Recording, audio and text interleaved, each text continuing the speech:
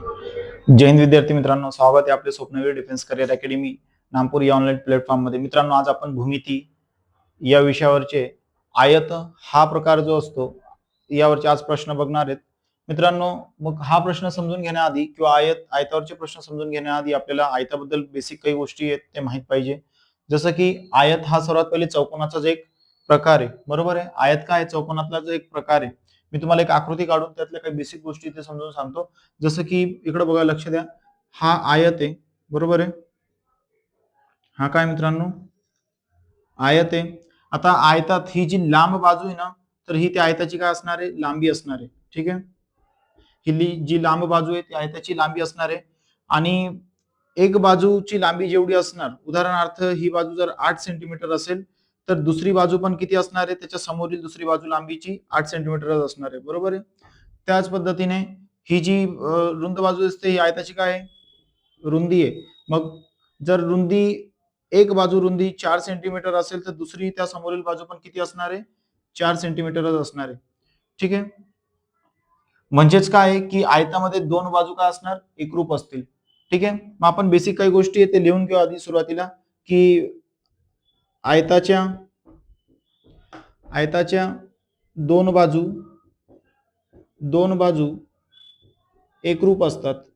ठीक आहे, एकरूप असतात. त्याचबरोबर आयताचे हे जे कोन दिसत आहे का, हे कोन, तर प्रत्येक कोन हा 90 अंशाचा म्हणजेच काटकोन असतो.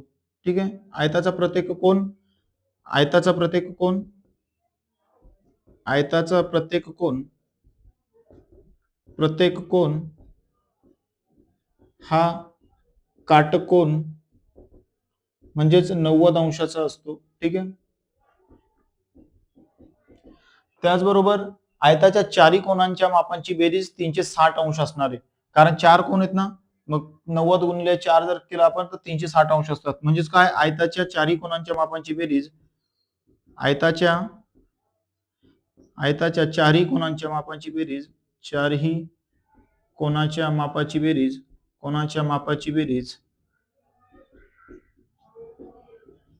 360 अंश असेल. किती, 360 अंश असणार. याचबरोबर तुम्हाला अजून काही बेसिक गोष्टी माहित पाहिजे. जसं मी आता या आयतला नाव देऊन देतो पी, क्यू, आर आणि एस. ठीक आहे, तर बघा इथे आयतामध्ये ना जर एक कर्ण टाकला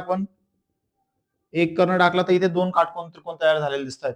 म्हणजेच कसं की बघा, जर मी हा खालचा कोन हा काटकोन झाकून दिला, ठीक आहे, तर वरती तुम्हाला दिसणार एक काटकोन त्रिकोण हा पी क्यू आणि एस, काटकोन त्रिकोण पी क्यू एक्स हा पहिला दिसतोय, बरोबर आहे.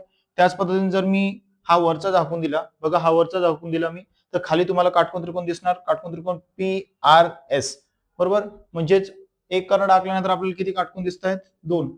तर लक्षात काय ठेवणार तुम्ही, की आयतामध्ये आयताला दोन कर्ण असतात. किती, आयताला दोन कर्ण असतात, हे एक लक्षात ठेवणार. म्हणजेच काय, आयताला दोन कर्ण असतात,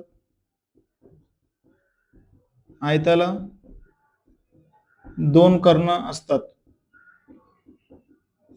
त्याचबरोबर आयताची जे सम्मुख कोन आहे म्हणजे समोरासमोरील कोन आहे किंवा सम्मुख भुजा आहे ते एकरूप असणार आहे. ठीक आहे, आयताचे सम्मुख कोन आणि सम्मुख भुजा एकरूप असतात. सम्मुख म्हणजे काय, समोरासमोरील, मुख म्हणजे तोंड, समोरासमोरील. लक्षात येतं ना.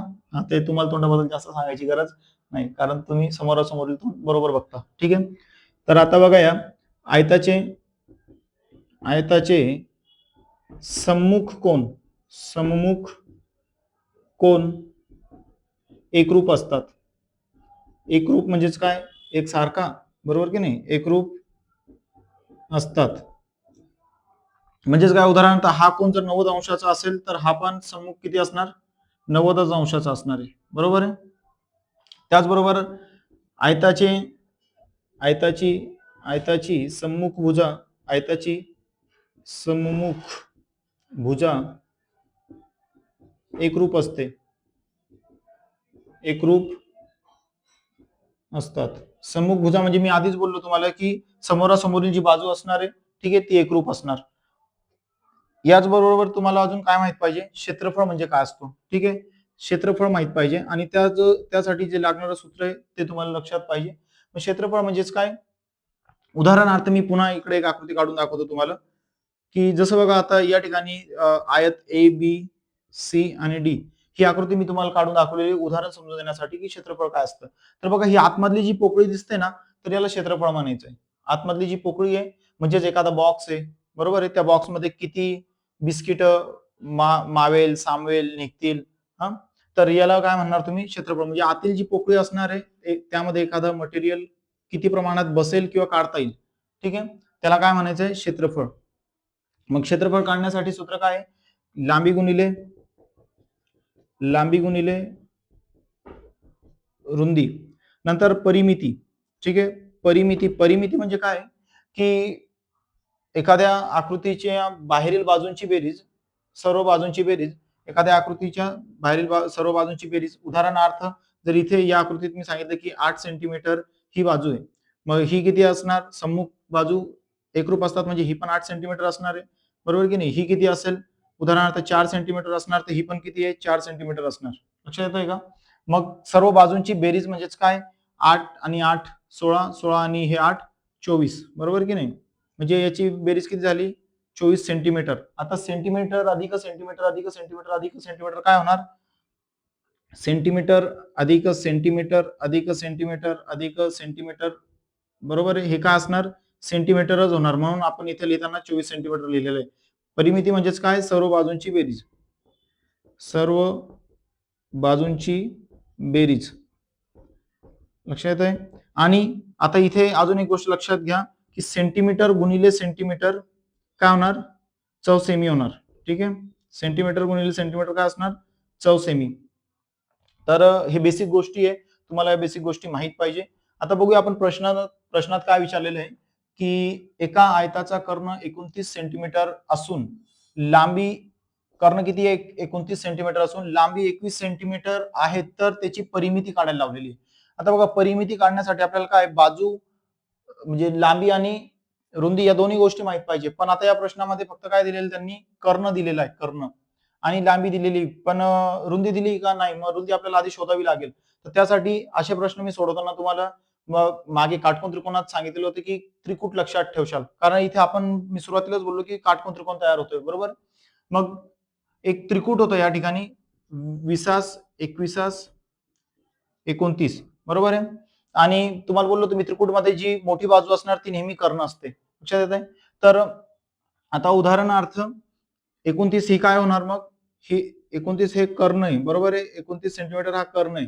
नंतर 21 काय आहे, 21 ही त्याची लांबी आहे, कारण रुंदीपेक्षा लांबी जास्त असणार, बरोबर ना. तर 21 सेंटीमीटर हे काय असणार, आता मी उदाहरण जे समजून दिलं आधी पुसून टाकतो, ठीक आहे. तर 21 काय आहे, लांबी असणार, 21 सेंटीमीटर लांबी आहे, बरोबर. मग ही बाजू जर 21 सेंटीमीटर असेल तर ही पण 21 सेंटीमीटर असणार. आणि मग राहिलेली बाजू कोणती आहे, 20, तर 20 काय असणार आहे, 20 सेमी ही रुंदी असणार, बरोबर. मग जर ही बाजू 20 असेल तर ही पण किती असणार, 20 सेंटीमीटर. मग आता तुम्हाला काय विचारलेलं, परिमिती. मग परिमिती विचारलं म्हणून काय करा, आयताला किती कर्ण आहेत, 2 कर्ण आहे म्हणून 2 लिहून घ्या, बरोबर. त्याचबरोबर लांबी किती दिली आहे, 21 सेंटीमीटर अधिक रुंदी किती मिळाली आपल्याला, 20 सेंटीमीटर, बरोबर आहे. रुंदी किती मिळाली आहे, 20 सेंटीमीटर. आता 21 अधिक 20 केल्यानंतर किती होणार, 41. कंस सुट्टा करायचं म्हणून दोघांच्या मध्ये गुणाकार चिन्ह आणि गुणाकारात 2, मग 41 दुनी किती होणार, 82. पण 82 काय असणार, मी तुम्हाला इकडे सांगितलं जसं सेंटीमीटर गुणिले सेंटीमीटर काय होणार, चौसेमी. आणि सेंटीमीटर अधिक सेंटीमीटर काय असणार, की सेंटीमीटरच असणार आहे, बरोबर आहे. मग परीक्षेमध्ये तुम्हाला प्रश्न विचारलेला असेल आणि त्या ठिकाणी ऑप्शन मध्ये जर एखाद्या प्रश्नाचं उत्तर जे काही निघत असणार तर ते चौसेमी मध्ये पण दिलेलं असू शकतं आणि सेंटीमीटर मध्ये पण दिलेलं असू शकतं. तर तुम्हाला या बेसिक गोष्टी माहित पाहिजे, ठीक आहे. तर याचं उत्तर काय असणार, सेंटीमीटर अधिक सेंटीमीटर काय होणार, सेंटीमीटर होणार आहे, ठीक आहे. प्रश्न समजला असेल तर मित्रांनो चॅनलला सबस्क्राईब करा, लाईक करा आणि तुमच्या जे भरती करणारे मित्र असतील, मैत्रिणी असतील त्यांच्यापर्यंत हा चॅनल पोहोचवा.